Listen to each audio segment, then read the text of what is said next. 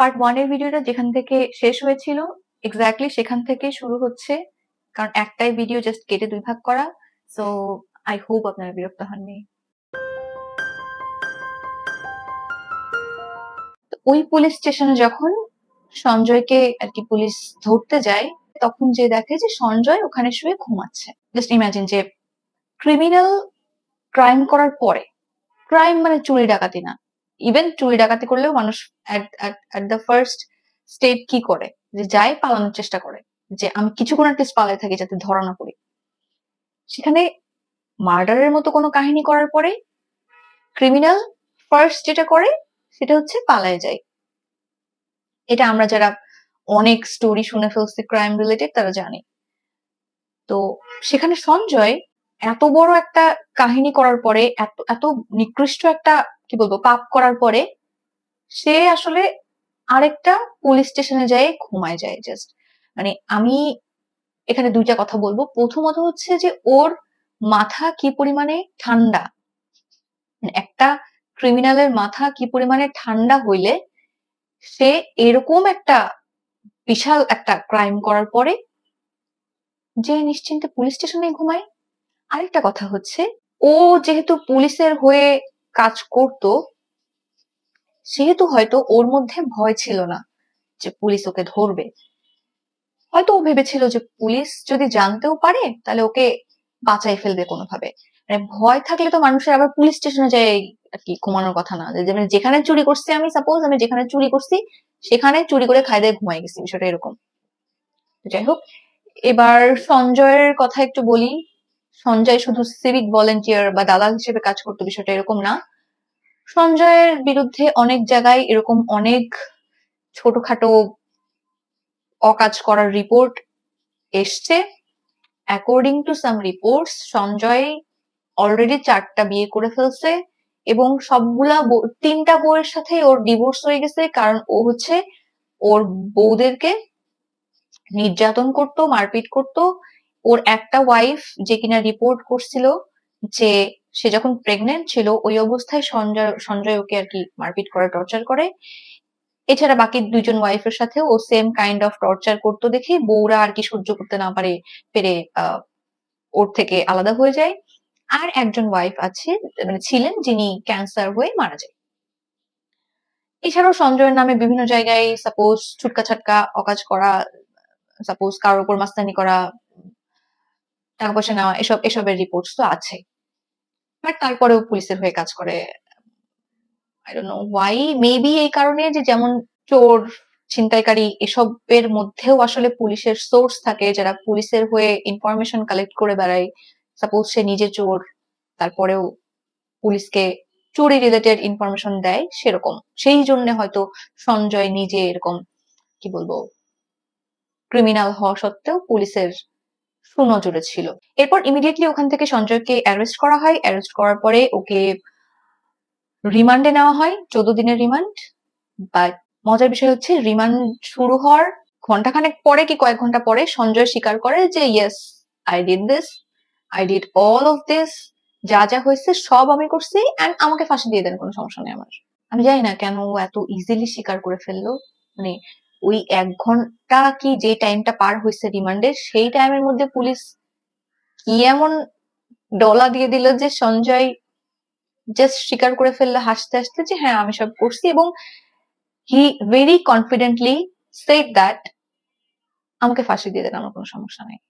That's it, case closed. Closed I mean police, authorities সবাই প্রমাণ করতে পেরেছে সঞ্জয় দা ক্রিমিনাল। আমরা তাকে ধরে ফেলেছি, সে সবকিছু করেছে বাই হিমসেলফ, সে সবকিছু করেছে, তাকে ধরে ফেলেছি, সে স্বীকার করে ফেলছে, এখন তাকে জাস্ট কি সাজা দিব সেটা ডিসাইড করার বিষয়। বাট যেহেতু অলরেডি পোস্টমর্টম রিপোর্ট চলে এসেছে এবং সবাই জেনে গেছে যে যা করা হয়েছে সেটা একটা মানুষের দ্বারা কোনোভাবেই সম্ভব না, এবং সঞ্জয়ের মতো মানুষের দ্বারা সম্ভব না। সঞ্জয়ের ছবি আমি অ্যাড করে দিব, যেহেতু সঞ্জয় ভিকটিমদের মধ্যে কেউ না। সঞ্জয়ের ছবি আমি অ্যাড করে দিব। খুবই কি বলবো এমন একজন মানুষ যার একার পক্ষে আরেকটা মানুষের সাথে এত কিছু এট আ টাইম করা সম্ভব না। এবং যতটুকু সিমেন্ট পাওয়া যায় পোস্টমর্টম রিপোর্টে আর যা যা পাওয়া যায় তাতে তো বোঝাই গেছে যে সঞ্জয়ের একার পক্ষে সম্ভব না। তো এটা আসলে সবার কাছে ওপেন সিক্রেট হয়ে গেছে যে এর মধ্যে আরো অনেক কিছু আছে। সো সঞ্জয়কে ধরার পরে বা সঞ্জয়ের স্বীকারোক্তির পরেও আসলে প্রোটেস্ট থামে নাই, এবং এটা আরো আস্তে আস্তে বাড়তে বাড়তে কি বলবো, সবাই জড়ো হওয়া শুরু করছে। এবার সবাই রাস্তায় নামা শুরু করছে, সবাই একসাথে করে আর কি প্রোটেস্ট করতেছে যে সঞ্জয় বাদে আর কে কে আছে এটা ইমিডিয়েটলি বের করতে হবে। সবাই আলটিমেটাম দিচ্ছে গভর্নমেন্টকে, অথরিটিসকে, যে ইমিডিয়েটলি খুঁজে বের করেন, বা আমাদের সামনে সবাই ধরে নিয়েছে যে গভর্নমেন্ট অথরিটিস সবাই জানে যে আর কে কে আছে, তাদেরকে বাঁচানোর জন্য সঞ্জয়ের নাম করা হচ্ছে। সো সবাই আলটিমেটাম দেওয়া শুরু করে যে আর যাদের নাম আপনারা জানেন তাদের নাম আমাদের সামনে প্রকাশ করেন এবং তাদেরকে আইনের আওতায় নিয়ে আসেন। এর মধ্যে 13 তারিখে মানে 13ই আগস্ট যেই সেমিনার রুমে এই সবকিছু হয়েছে, it's a crime scene, we know that. এবং আমরা সবাই জানি যে ক্রাইম সিনে কারোর অহরহ যাতায়াত করা, ওখানকার জিনিসপত্র সরানো, চেঞ্জ করা, ক্লিন করা, এগুলো করা সম্ভব না। কারণ ক্রাইম সিন ওভাবেই রাখতে হবে যতক্ষণ না পর্যন্ত সব এভিডেন্স কালেক্ট হচ্ছে, সলভ হচ্ছে, ক্রাইম সিন ওভাবেই থাকতে হবে। কারণ বলা যায় না কখন একটা নতুন এভিডেন্স ওখান থেকে পাওয়া যায়, বা সাপোজ ডিএনএ পাওয়া যেতে পারে। মানে ধরলাম যে ওখানে এভিডেন্স হিসেবে কোনো জিনিসপত্র পড়ে নাই, বাট যেটা চোখে দেখা যায় না সেটা হচ্ছে ক্রিমিনালদের ব্লাড স্টেইন থাকতে পারে, চুল থাকতে পারে, আদার কোনো ওয়েতে ডিএনএ থাকতে পারে, ফিঙ্গারপ্রিন্টস থাকতে পারে, ফুটপ্রিন্টস থাকতে পারে। অনেক সময় এরকম অনেক কেস দেখেছি যে জুতার ছাপ থেকে কিভাবে কেস সলভ হয়, বা চুল থেকে কিভাবে কেস সলভ হয়ে যায়। সো অনেক কিছু থাকতে পারে। উই নো দ্যাট যে ক্রাইম সিনে কিছু করা যাবে না, কিছু করা যায় না। বাট 13 তারিখে অল অন সাডেন হসপিটালেরই আর কি কিছু মানুষ খেয়াল করে যে ওই সেমিনার রুমের দিক থেকে খুব শব্দ আসছে, এবং তারা যখন তাড়াহুড়ো করে ওখানে যায় তারা দেখে যে সেমিনার রুমের ঠিক পাশের রুমে দেয়াল ভেঙে রিনোভেশনের কাজ শুরু হয়ে গিয়েছে। ওরা যখন আর কি বাধা দিতে যায় তখন হাসপাতাল কর্তৃপক্ষ থেকে জানানো হয় যে যারা রিনোভেশনের কাজ করতে আসছে, সাপোজ মিস্ত্রিরা, ওরা তো জানে না যে ক্রাইম সিন টাচ করা যাবে না, সো হয়তো ওরা ভুল করে করতে শুরু করছে। মানে জাস্ট জাতামাতা একটা ব্যাখ্যা দিয়ে দিছে। এখন আমার মনে হয়েছে হতে পারে দুই রকম হতে পারে, দুইটা প্রবাবিলিটিস আমার মনে হয়েছে। একটা হতে পারে যে যেই রুমে সেমিনার রুমের পাশের যেই রুমে ভাঙচুর করে রিনোভেশন শুরু হয়েছিল, হয়তো ওই রুমে কোনো কোনো কিছু থাকতে পারে, কোনো এভিডেন্স, কোনো কিছু, এনিথিং, ফিঙ্গারপ্রিন্টস, এনিথিং থাকতে পারে যে কারণে ওই রুম থেকে শুরু হয়েছে। পরে হয়তো সেমিনার রুমের দিকে আসতো যদি মানুষজন টের না পাইতো যে এখানে অলরেডি আর কি কাজ শুরু হয়ে গেছে। অথবা আরেকটা আমার মনে হচ্ছে হতে পারে যে এটা শুধুই জাস্ট আমার মনে হচ্ছে যে ফ্রম মাই কি বলবো পয়েন্ট অফ ভিউ, যে হইতে পারে হাসপাতাল কর্তৃপক্ষ থেকেই হোক বা যাদের পক্ষ থেকেই হোক, ওখানে তো রিনোভেশনের কাজের জন্য লোককে হায়ার করা হয়েছে না। এবং যখন তোমার হাসপাতালে এরকম একটা কাহিনী হয়েছে, তখন এটা এটা কি পসিবল যে তুমি তোমার হাসপাতালে যারা কাজ করতেছে, মিস্ত্রি হোক, অন্য যে কোনো টাইপের কাজের লোক হোক, তোমরা তাদেরকে জানাচ্ছই না যে তোমরা কিন্তু ক্রাইম সিনের দিকে যাবা না, বা ওইদিকে তোমরা যাবা না, ওইদিকে যাওয়া যাবে না, এখন ওটা পুলিশের আওতায় আছে। এটা তো হতে পারে না। তো আমার মনে হয়েছে যে হয়তো বিষয়টা এরকম যে ওরা ক্রাইম সিন ওলটপালট করার প্ল্যানই করেছিল ফার্স্টে, বাট ওরা শুরু করছে আসলে পাশের রুম থেকে, জাস্ট এটা দেখার জন্য যে এটা ভুল হতে পারে, বাট আমার ক্রিটিক্যাল মাইন্ডের থিঙ্কিং এটা, যে ওরা পাশের রুম থেকে শুরু করছে এটা দেখার জন্য যে পাশের রুম থেকে যদি ভাঙা শুরু করি, কেউ যদি প্রোটেস্ট করতে আসে যে না এটা তো হাত দেওয়া যাবে না, তখন আমরা থেমে যাব। কেউ যদি প্রোটেস্ট করতে না আসে তাহলে আমরা কন্টিনিউ করে ঠিক সেমিনার রুমে চলে যেয়ে সব তোলপাড় করে ফেলবো এবং বলবো যে আমাদের রিনোভেশনে কাজ করার কথা ছিল, করে ফেলছে, আমরা তো বুঝি নাই করে ফেলবে এর মধ্যে। যাই হোক, অনেক কথা বলছি, এবার চলে আসি হচ্ছে প্রিন্সিপাল কি বলছে আরজি করের। প্রিন্সিপাল ইনায় বিনায় প্রথম দিক থেকে কিছুটা সাপোর্টেও কথা বলার চেষ্টা করছে, কিছুটা বিপক্ষেও কথা বলার চেষ্টা করছে। প্রিন্সিপাল এক সময় বলছে যে ও তো আমার মেয়ের মতো, আমি চাই যে ও জাস্টিস পাক আর কি, সুষ্ঠু তদন্ত হোক এবং মেয়েটা জাস্টিস পাক, কারণ ও তো আমার মেয়েরই মতো, আমার ইনস্টিটিউটের স্টুডেন্ট, মানে আমারই মেয়ে এরকম। আবার প্রিন্সিপাল এই কথাও বলে ফেলছে যে সব ঠিক আছে, বাট এত রাতে, মাঝ রাতে, রাত 2টার সময় একটা মেয়ের আসলে সেমিনার রুমে যে একা একা থাকা উচিত হয়নি। মানে নিজের সেফটি তো নিজেকে মেনটেন করতে হতো, সেমিনার রুমে যে একা থাকলে তো যে কোনো কিছু হতে পারে, which is pure victim blaming. এবং এটাই সাধারণত হয় সবসময়, আমাদের দেশেও হয়। আমি শুধু বলবো না আমাদের দেশে, আমাদের এই সাইডের যত দেশ আছে সব জায়গায় হয় যে ভালো ভালো কথা প্রথমে বলে তারপরে আস্তে আস্তে ইনায় বিনায় ভিকটিম ব্লেমিং করা হয়, যে ও কেন গেছে বাইরে, বা ও কেন গেছে ওই রুমে। মানে এখানে দুঃখের বিষয় হচ্ছে যে মেয়েটা বাইরেও যায় নাই, অত রাতে রাস্তায় ছিল না, কিন্তু ওর ওইটা কাজের জায়গা, ইটস হসপিটাল। এমন কাজের জায়গাও না যেটা অন্য কোনো অফিস, তাও না, এটা হসপিটাল যেখানে ডাক্তাররা অলওয়েজ রেডি থাকে রুগীর সেবা দেওয়ার জন্য। সেখানে সে কিভাবে, তাকে আসলে চিন্তা করা লাগতো যে আমি একজন ডাক্তার, আমি রোগীর সেবা করতে করতে টায়ার্ড হয়ে গেছি, কিন্তু আমি সেমিনার রুমের দিকে যাব না, কারণ সেমিনার রুমে গেলে আমার সাথে খারাপ কিছু হতে পারে। তো এই কথাটা যখন বলে প্রিন্সিপাল, বাই দ্য ওয়ে তার নাম হচ্ছে সন্দীপ ঘোষ। সন্দীপ ঘোষ যখন এই কথাটা বলে, তারপরে তো সবাই সন্দীপ ঘোষের বিরুদ্ধে চলে যায়, সবাই অ্যাট দ্যাট মোমেন্ট একদম প্রোটেস্ট স্টার্ট করে যে সন্দীপ ঘোষকে এক্ষুনি পদত্যাগ করতে হবে। এবং সন্দীপ ঘোষ একটা পর্যায়ে যেয়ে পদত্যাগ করতে রাজি হয়। রাজি হওয়ার পরে সন্দীপ ঘোষ যখন রিজাইন করে স্বেচ্ছায়, স্বেচ্ছায় রিজাইন করা মানে কি, যে আমি চাকরি থেকে স্বেচ্ছায় চলে গেলাম। এই স্বেচ্ছায় রিজাইন করার পরে ঠিক 8 ঘন্টা পরে তার পাশাপাশি আরেকটা মেডিকেল, খুবই নামকরা একটা medical college, Kolkata national medical কলেজে সন্দীপ ঘোষকে আবার প্রিন্সিপাল হিসেবে ট্রান্সফার করা হয়। মানে একটা মানুষ নিজে থেকে রিজাইন করছে যে ভাই আমি রিজাইন করলাম, সে সবার চাপে হোক, নিজে একটা ভুল করার কারণে হোক, নিজে ভুল কথা বলার কারণে হোক, একটা মানুষ নিজে থেকে রিজাইন করছে, তাকে 8 ঘন্টার মধ্যে আরেক জায়গায় ট্রান্সফার করার মোটিভটাই আমি বুঝি নাই আসলে। মানে কোন দরকারে ঠিক তাকে, সে রিজাইন করলো কিন্তু তাকে থাকাই লাগবে প্রিন্সিপাল হিসেবে বাধ্য হয়ে হলেও, সো তাকে আমরা ট্রান্সফার করে দিই আরেকটা জায়গায়। আমি জানি না ইভেন কোন জায়গা থেকে যে আসলে প্রিন্সিপালদের নিয়োগ করা হয় বা ট্রান্সফার করা হয় এটাও আমি জানি না, এটা আমার জানার কথাও না। আমি ওরকম বড় লেভেলের কেউ না। সো যারা বড় লেভেল থেকে ট্রান্সফার করছে তারা ভালো ভালো বলতে পারবে কেন করছে আসলে। আই গেস তাদেরকে একটু প্রশ্ন করা উচিত। আমি যতদূর জেনেছি তাদেরকে এখনো প্রশ্ন করা হয়নি, বাই দ্য ওয়ে। এবার সন্দীপ ঘোষকে নিয়ে কিছু কথা বলি, যদিও অলরেডি আপনারা অনেক কিছু জেনে থাকতে পারেন, তারপর অল্প কিছু আমি জানতে পেরেছি সেগুলো বলি। যে সন্দীপ ঘোষের বিরুদ্ধে অনেক রকম ইলিগাল অ্যাক্টিভিটিজ এর কি বলবো রিপোর্ট আছে বা ক্লেম করা আছে, যে সে এরকম এরকম অনেক কাজই করে থাকছে। যেমন তার মেডিকেল কলেজে কে পাশ করে বেরোবে, কে পাশ করে বেরোবে না সেটা সে ডিসাইড করে, পার্সোনাল শত্রুতা থেকে হোক, পার্সোনাল কোনো বেনিফিটস থেকে হোক, সে এগুলো ডিসাইড করে।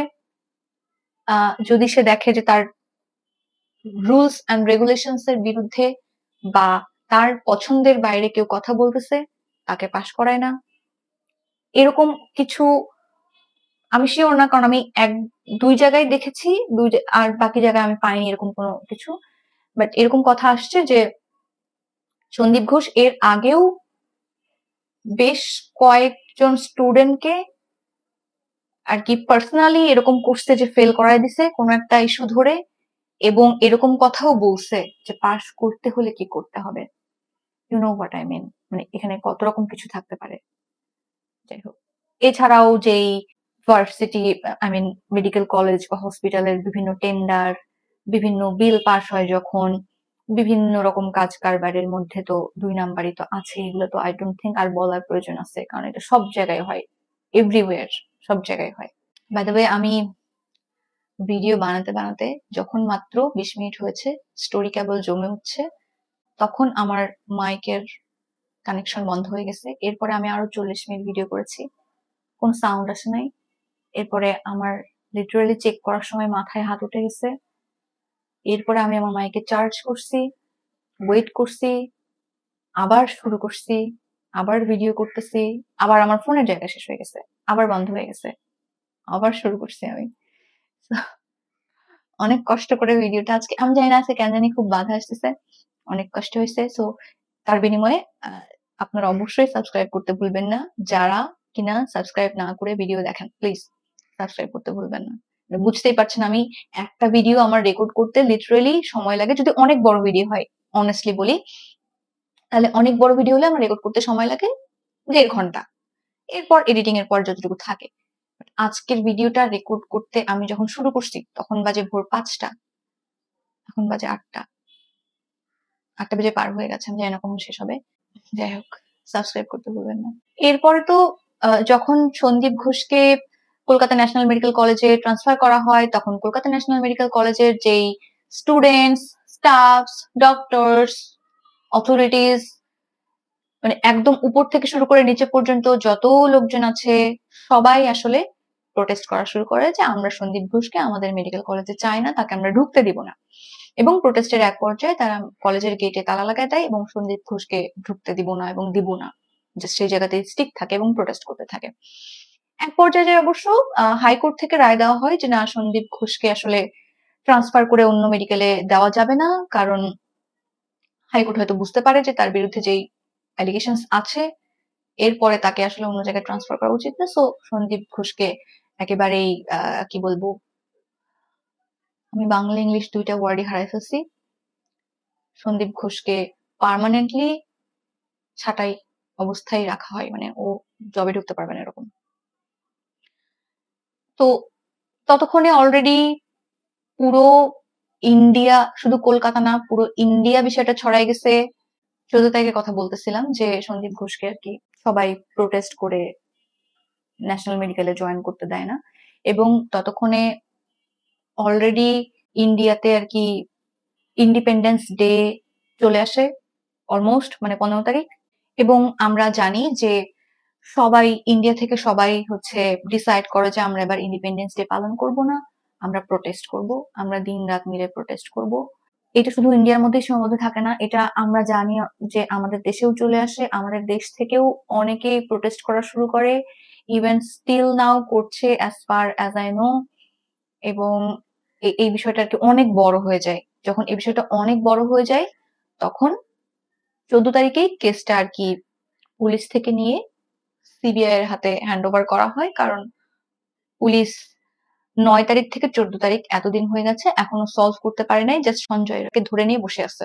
সঞ্জয় রায় সাথে সাথে স্বীকার করছে যে হ্যাঁ আমি করছি, আমাকে ফাঁসি দেন, সমস্যা নাই। এরপরে পুলিশের পক্ষ থেকে আর কিছু জানানো হয়নি যে সঞ্জয় রায় আর কিছু বলছে কিনা, কেন করছে, কিভাবে করছে, কোন জায়গা থেকে মোটিভেট হয়ে করছে, কিছুই পুলিশের পক্ষ থেকে আর বাইরে ফাঁস করা হয় নাই। মানে ইটস নট পসিবল যে সঞ্জয় রায়ের সাথে পুলিশের আর কোনো কথাই হয়নি কয়দিন, তাই না? জিজ্ঞাসাবাদ তো চলতেই আছে, তাহলে কেন পাবলিশ করা হচ্ছে না যে সঞ্জয় কেন করছে এই কাজটা? সো পুলিশ আসলে ফেইলডই বলা যায়, এরকম পর্যায়ে চলে গিয়েছিল। সো 14 তারিখে সিবিআই হাতে হ্যান্ড ওভার করা হয়। এবং যেটা বলছিলাম যে প্রোটেস্ট এমন পর্যায়ে চলে যায় যে সবাই ডিসাইড করে যে ওরা স্বাধীনতা দিবস পালন করবে না এবং ওরা সারা রাত ধরে প্রোটেস্ট করবে। সো সেই উদ্দেশ্যে সবাই, অনেক ভিডিওস দেখেছি হয়তো যে সবাই রাস্তায় নেমে যায় রাতের বেলা এবং মেয়েরা রাত দখল করো এরকম ব্যানারে সবাই প্রোটেস্ট করা শুরু করে। সবাই জাস্টিস চায়। এটা শুধুমাত্র মেডিকেল কলেজের মধ্যে সীমাবদ্ধ থাকে না, মেডিকেল কলেজ, নর্মাল যে কোনো ব্যাকগ্রাউন্ডের স্টুডেন্টস, যে কোনো প্রফেশনের মানুষজন, অ্যাক্টর অ্যাক্ট্রেসেস, যারা শিল্পীরা আছেন, সাধারণ মানুষ, এভরিওয়ান প্রোটেস্ট করা শুরু করে। প্রোটেস্টের এক পর্যায়ে যে যখন সবাই রাস্তায় ছিল, সবাই প্রোটেস্ট করছিল, কেউ ভাঙচুর করছিল, মারামারি করছিল এরকম কিন্তু না। We know the situation very well যে একটা প্রোটেস্টের মধ্যে কিভাবে গ্যাঞ্জাম বেঁধে যায়, কারা বাধায়। সেম ওয়েতে আমাদের মতো সেম ওয়েতে যখন এই সবাই মিলে প্রোটেস্ট চলতেছিল তখন বিভিন্ন জায়গা থেকে ভিডিও ভাইরাল হওয়া শুরু করে যে ট্রাক ভরে ভরে মানুষ আসতেছে প্রোটেস্টের দিকে, যে এরিয়াগুলোতে প্রোটেস্ট হচ্ছে। মানে বিষয়টা শোনা শোনা লাগছে না? এটা জাস্ট রিপিটেড হিস্ট্রি। ট্রাক ভরে ভরে মানুষ আসতেছে। এই ভিডিওগুলো যখন ভাইরাল হয় তখন সবাই প্রোটেস্টে থাকা অবস্থাতেই বুঝে যায় আসলে যে something very big is going to you know. তো সবাই একটু ভয়ও পাওয়া শুরু করে, এবং এক পর্যায়ে যে ওরা দেখতে পায় বলতে এটা মানে আমরা তো জানি যে এখন আমাদের দেশে যেটা হইলো, কখন কোথায় কি হচ্ছে at that moment video viral হয়ে যাচ্ছে।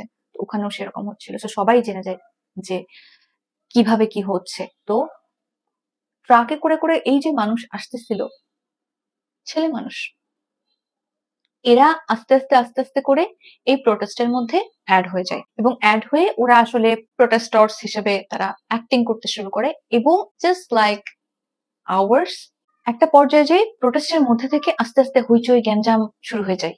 মানে খুব রুড হইতে থাকে কিছু মানুষ, যারা প্রোটেস্ট করতেছিল তারা জাস্টিস চাচ্ছিল, বাট এই যে যারা অ্যাড হয়েছে তারা আস্তে আস্তে ঝামেলা পাকানো শুরু করে।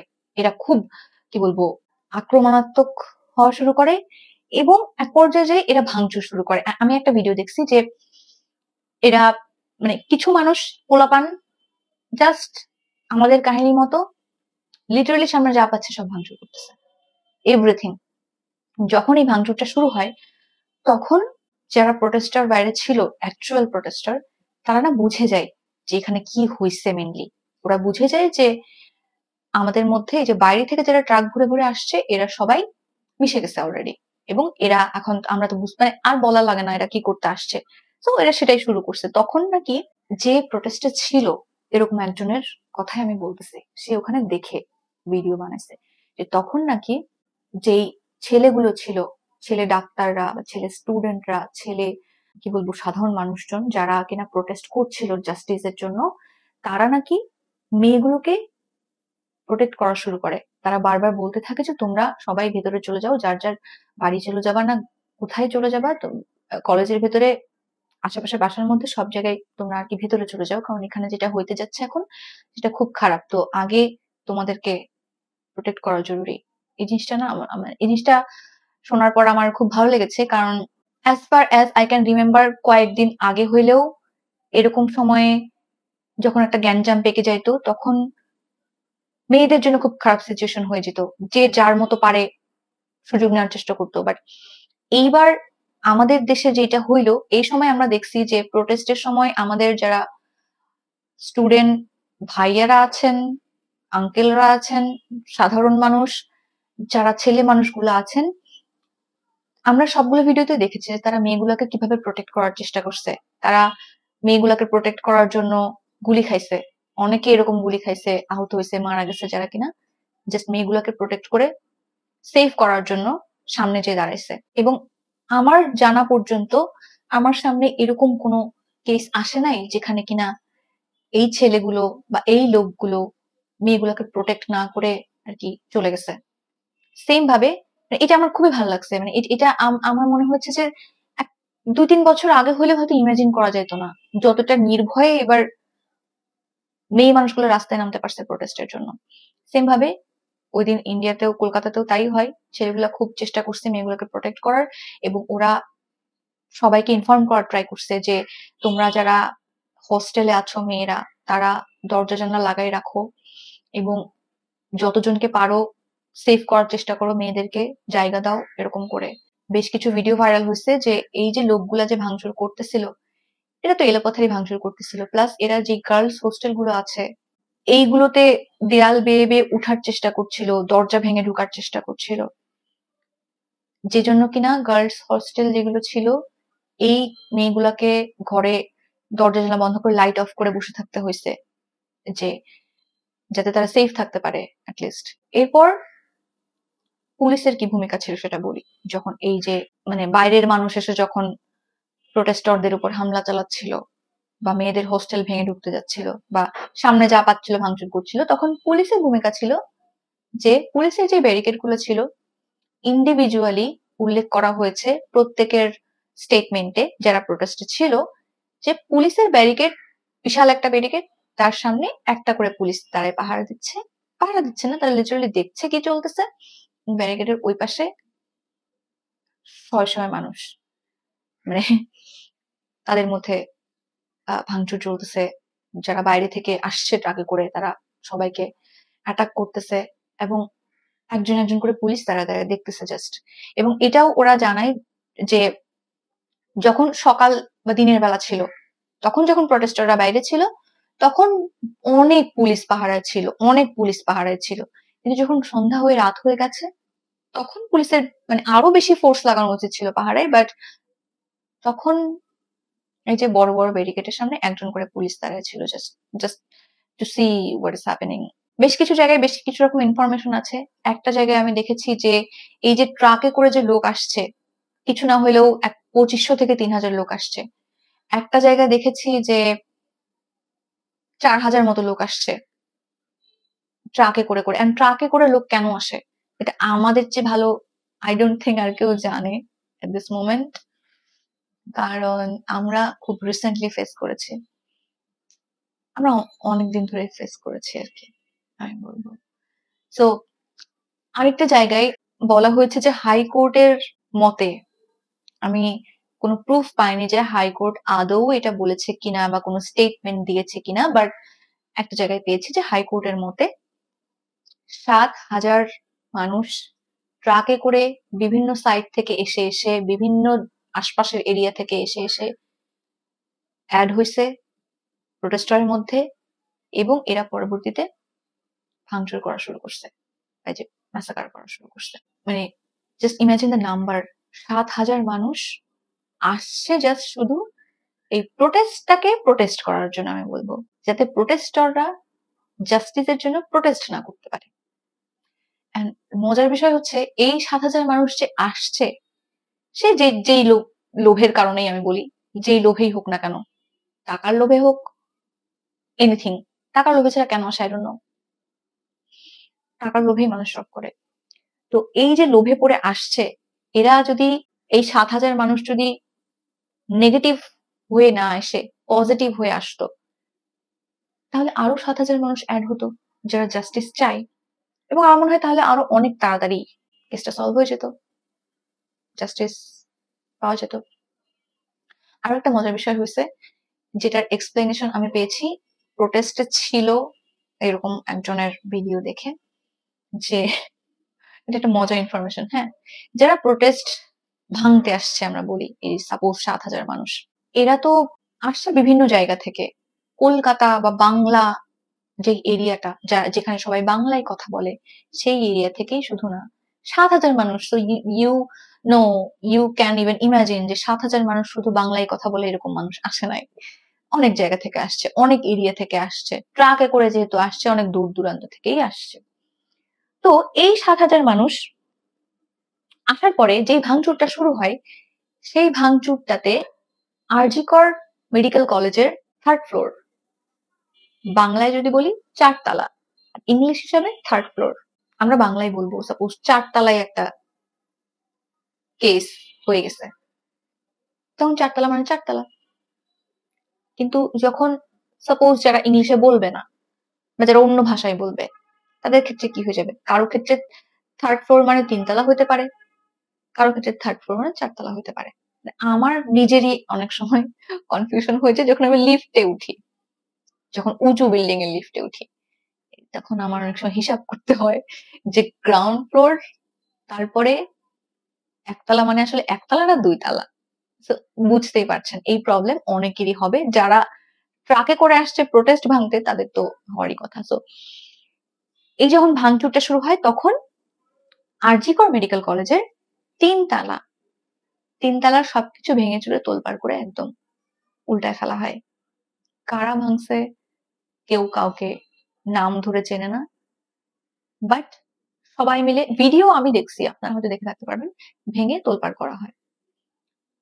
বাট 4 তলায় যে আসলে কাহিনীটা হয়েছে, মার্ডারটা হয়েছে, ক্রাইম স্পট যে 4 তলায় আছে, এই 4 তলায় কিন্তু কেউ যায় নাই ভাঙচুর করতে বা কিছুই করতেই, এরা স্পেসিফিক্যালি 3 তলায় যায় ভাঙচুর করে চলে আসছে, 4 তলা পর্যন্ত আর উঠে নাই। তো এখানে একটা থিওরি দাঁড়াইছে যে হয়তো এদেরকে এভাবে শিখানো হয়েছিল যে 3rd ফ্লোরে যে এভিডেন্স নষ্ট করে আসবে, বা 3rd ফ্লোর ভাঙচুর করে উল্টাই দিয়ে আসবে, যাতে ওখানে কোনো এভিডেন্স না থাকে।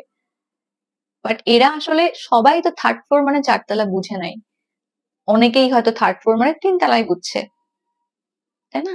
কারণ কি বলবো, আমাদের বাংলা হিসাব আর অন্যান্য ভাষার ক্ষেত্রে এই হিসাবটা তো আলাদা। সো হয়তো ওরা এখানে কনফিউজড হয়ে গেছে এবং 4 তালা ভাঙার কথা থাকলেও ওরা ডিরেকশনও বুঝতে না পারে 3 তালা ভেঙে দিয়ে চলে গেছে। সো এখান থেকেও আসলে আইডিয়া করা যায় যে এই যে সঞ্জয় রয়কে সামনে রেখে কেস ক্লোজ করার চেষ্টা করা হচ্ছে এবং প্রোটেস্টররা যাতে প্রোটেস্ট করতে না পারে, প্রোটেস্টরদের চাপেই তো সবকিছু হচ্ছে। প্রোটেস্টরদের চাপে প্রিন্সিপাল তাকে রিজাইন করতে হলো, প্রোটেস্টরদের চাপে পোস্টমর্টম করতে হলো, প্রোটেস্টরদের চাপে মানে পুলিশ, সরকার, অথরিটিস সবাই চাপে পড়ে গেছে যে করতেই হবে, জাস্টিস দিতেই হবে। সো প্রোটেস্টরদের ঠেকানোর জন্য নিশ্চয়ই কেউ তো আছে যে হায়ার করছে এই 7,000 মানুষকে, তাই না?